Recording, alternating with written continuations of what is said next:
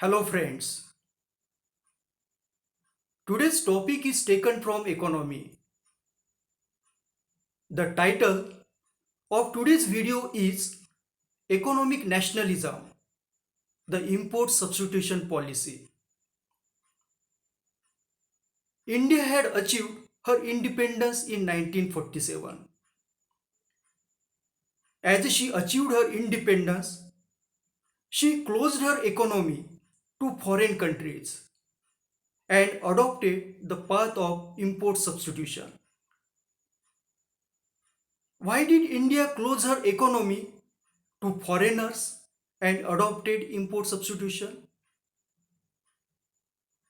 We had closed our economy to foreigners because in recent past, that is 200 years back, one East India Company came to India as a trader and became the ruler of India.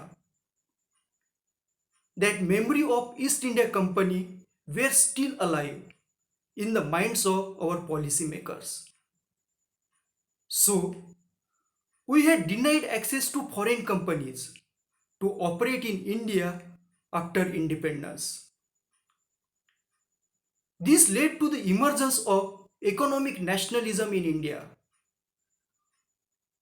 Import substitution policy of government of India is the example of economic nationalism.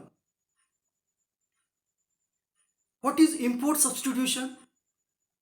Import substitutions means producing or manufacturing those products within India which were earlier imported from other countries. Why did we choose import substitution?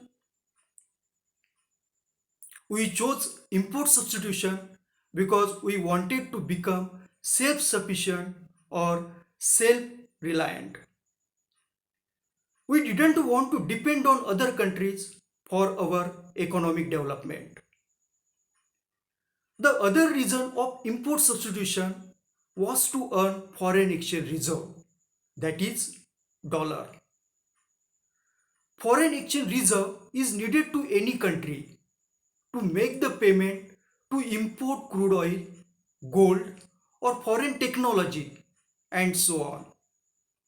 So our policymaker embraced the import substitution. Did we succeed to earn sufficient foreign exchange reserve by then? By the time we got independence, lot of Asian and African countries got independence. Similarly, recently Second World War was over and so many European countries were struggling to restructure their economies. So, our policymaker had thought to manufacture capital goods like steel and cement and export it to Africa and Southeast Asian countries to earn the dollar. But India could not sell these goods to Africa and Asian countries. The reason was that our product was quality was poor and product price was comparatively high than our competitors. So the objective of import substitution to earn foreign exchange reserve did get limited success. The first objective of import substitution to become self-sufficient got fair success. To conclude, the spate of economic nationalism by newly attained sovereign state of India and other developing countries seemed to have tapered off by the early 1980s. Thank you for watching my video.